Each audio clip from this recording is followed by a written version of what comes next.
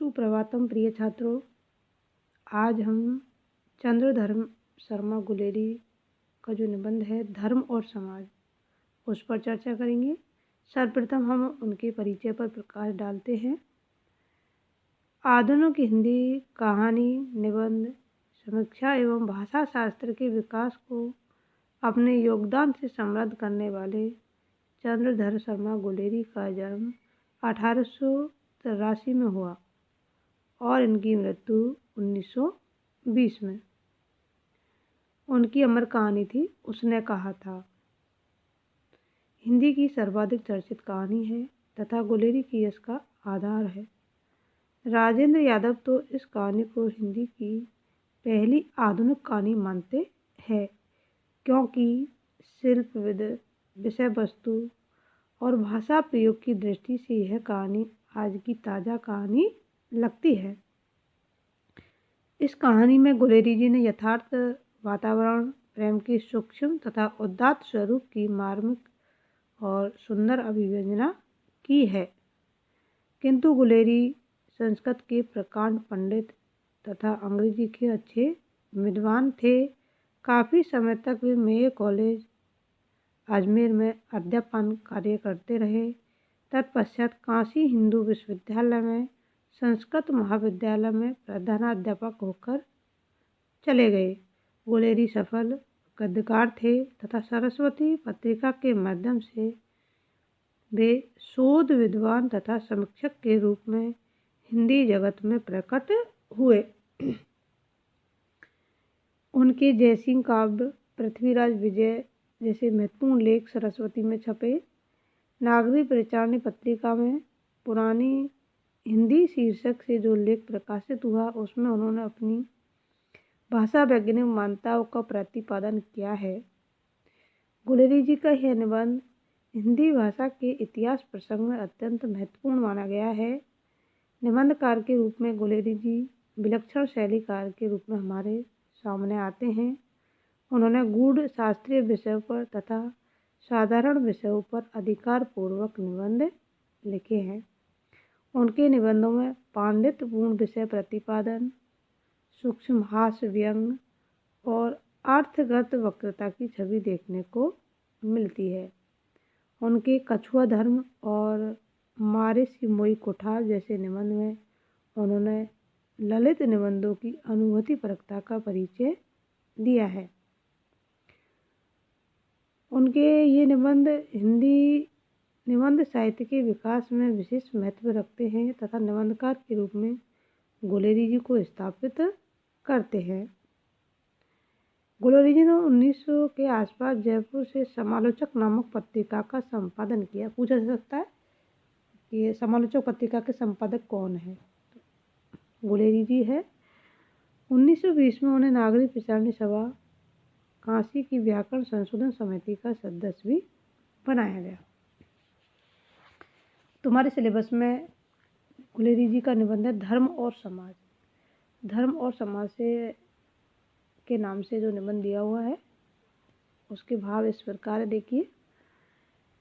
समाज के लिए धर्म की आवश्यकता है या नहीं, इस प्रश्न पर कुछ अपने विचार प्रकट करना ही आज इस लेख का उद्देश्य है। लेखक का उद्देश्य क्या है कि समाज के लिए धर्म की आवश्यकता है या नहीं, कि हमारा जो समाज है उसमें धर्म होना चाहिए अथवा नहीं होना चाहिए। इस पर ही गुलेरी जी ने अपने विचार इस निबंध में प्रकट किए हैं। प्राचीन और नवीन, पूर्व और पश्चिम, इन दोनों के संघर्ष से यह प्रश्न उत्पन्न हुआ है। किस किस में? प्राचीन और नवीन, पूर्व और पश्चिम, दोनों की जो लड़ाई है उसी से यह प्रश्न उत्पन्न हुआ है। पूर्वी सभ्यता सदा से धर्म की पक्षपाती रही है और जो पूर्वी प्रदेश के लोग हैं वो हमेशा धर्म के पक्ष में रहे हैं और उसने धर्म को समाज में सबसे ऊंचा स्थान दिया है और वे समाज में धर्म को सबसे उच्च वस्तु मानते हैं। पश्चिमी सभ्यता इस समय चाहे उसकी विरोधिनी न हो पर उससे उदासीन अवश्य है, और जो पश्चिमी सभ्यता है वह चाहे उसका विरोध वर्तमान में विरोध ना करती हो लेकिन वह हमेशा धर्म के प्रति उदासीन रही है और कम से कम समाज की उन्नति के लिए तो वह उसे आवश्यक नहीं समझती है, और जो समाज की उन्नति में उसे बाधक मानती है और समाज की उन्नति के लिए धर्म को कोई महत्व नहीं देती। उनकी सम्मति में बिना धर्म के आश्रय लिए भी नैतिक बल के साथ ही मनुष्य अपनी व्यक्तिगत और सामाजिक उन्नति कर सकते हैं। जो पश्चिमी लोग हैं उनकी यह मान्यता है कि हम धर्म का सहारा लिए बिना भी नैतिक बल के सहारे अपनी व्यक्तिगत और सामाजिक उन्नति कर सकते हैं। ऐसे किसकी मान्यता है? पश्चिमी सभ्यता की ये मान्यता है। यद्यपि पहले पश्चिम भी धर्म का ऐसा ही अनन्य भक्त था जैसा कि इस समय भारतवर्ष है। एक समय था जब जो पश्चिम लोग हैं वो भी धर्म के वैसे ही अनन्य भक्त थे, अर्थात वो भी धर्म को बहुत अधिक महत्व देते थे। जिस भांति आज हमारे भारतवर्ष में धर्म को महत्व दिया जाता है, उसी प्रकार वो भी उसको महत्व देते थे। पर मध्यकाल में कई शताब्दी तक यहाँ धर्म के कारण बड़ी अशांति मची रही। लेकिन मध्यकाल में धर्म के कारण हमारे समाज में चारों तरफ अशांति का वातावरण हो गया। अर्थात मध्यकाल में धर्म के आधार पर लड़ाइयाँ होने लगी।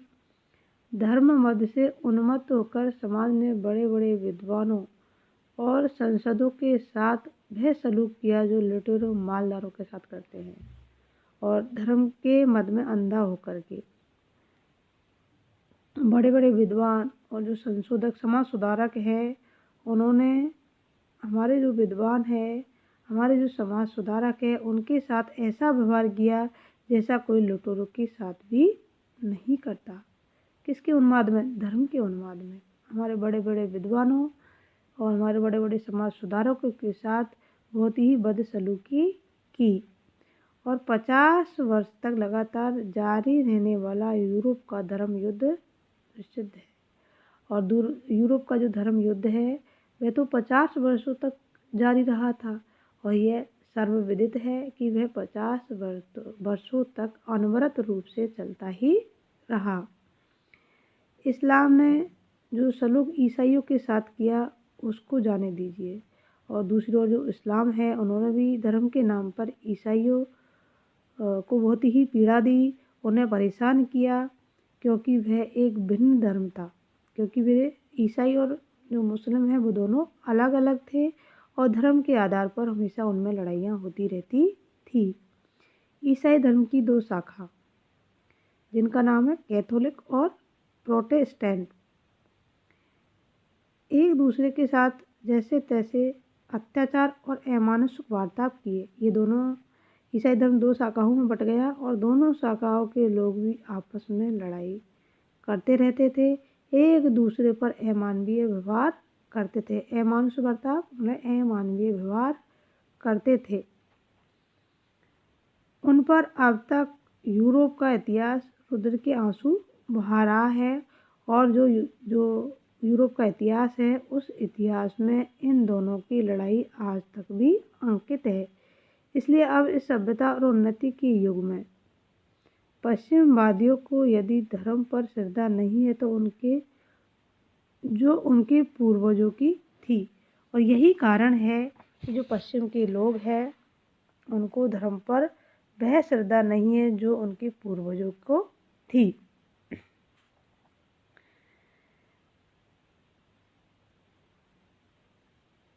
इसलिए जो उनके पूर्वजों की थी तो वह सकारण है, अर्थात उसका कोई ना कोई कारण है। लेखक ये कहना चाहते हैं कि ईसाई धर्म की दोनों शाखाओं में एक दूसरे के प्रति अन्याय अत्याचार होता था। इस कारण उनकी जो सभ्यता है वह विलुप्त हो चुकी थी, और अब सभ्यता और उन्नति के लिए इस युग में पश्चिम निवासियों के मन में धर्म के प्रति उस प्रकार की सभ्यता के लिए श्रद्धा के लिए कोई स्थान नहीं रहा है जो पूर्व में उनके पूर्वजों के मन में थी। अर्थात जिस प्रकार की श्रद्धा उनके पूर्वजों में थी उस प्रकार की श्रद्धा पश्चिम वासियों के मन में नहीं है। और इसका भी है कारण है। क्या कारण है? देखिए, यद्यपि पूर्व अपेक्षा अब उनके धर्म का भी बहुत कुछ संस्कार हो गया है और शिक्षा की उन्नति के साथ साथ जिसमें यूरोप और अमेरिका ने सबसे अधिक भाग लिया है। इसका यह कारण है कि शिक्षा का प्रसार प्रसार हुआ है, शिक्षा में उन्नति आई है। इसके साथ ही यूरोप और अमेरिका में धर्म में भी सहनशीलता, स्वतंत्रता, उदारता बढ़ी है ना। सहनशीलता, स्वतंत्रता और उदारता बढ़ी है। तथापि धर्मवाद के परिणामस्वरूप जो कड़वे फल उनको चखने पड़े और उनका जो धर्म है उसमें रूढ़िवादिता नहीं है और अब वहाँ पहले जैसे अंकुश भी नहीं है, अर्थात धर्म के आधार पर किसी को परतंत्र भी नहीं माना जाता। यही कारण है कि वहाँ के लोगों ने अब धर्म के क्षेत्र की सीमा नियत कर दी है कि वहाँ के जो लोग हैं उन्होंने धर्म के क्षेत्र की सीमा को निश्चित कर दिया है और अब धर्म में किसी प्रकार का कोई हस्तक्षेप नहीं करता है। अब धर्म की आवाज़ सत्ता नहीं रही है। धर्म बिना किसी बाधा के दखल दे ऐसा जो माहौल था, वातावरण था, वह भी समाप्त हो चुका है। धर्म अब समाज को प्रगति में बाधा नहीं डाल सकता, अब वह उसका बाधक नहीं बन सकता। उन्होंने धर्म के बाद गति से अपने समाज को मुक्त कर दिया है, अर्थात उन्होंने उनको धर्म की सीमा नियत कर देने के लिए बाधित किया। तदनुसार उन्होंने धर्म की आवाज़ सत्ता से अपने समाज को भी क्या कर दिया है? मुक्त कर दिया है। अब वहाँ यही नहीं कि समाज की शासन सत्ता में धर्म कुछ विक्षेप नहीं डाल सकता, अर्थात कोई हस्तक्षेप नहीं कर सकता, किंतु व्यक्ति स्वतंत्र और सामाजिक प्रबंधन में कुछ हस्तक्षेप नहीं कर सकता। और बहुत सी बातों के समान धर्म भी एक व्यक्तिगत बात मानी जाती है। धर्म भी कैसा हो गया? एक व्यक्तिगत बात के समान हो गया, जिसका जी चाहे किसी धर्म को माने या न माने। ठीक है, अब यह व्यक्तिगत हो गया है कि किसी की इच्छा हो तो वह धर्म को स्वीकार करे और उसकी इच्छा नहीं है तो वह धर्म को नहीं माने। मानने से तो कोई विशेष स्वत्व पैदा नहीं होता, स्वत्व अधिकार न मानने से कोई हानि नहीं होती। अर्थात यह स्वैच्छिक है कि कोई किसी धर्म को महत्व दे तो वह उसकी स्वेच्छा है, किसी को बाध्य नहीं किया जा सकता।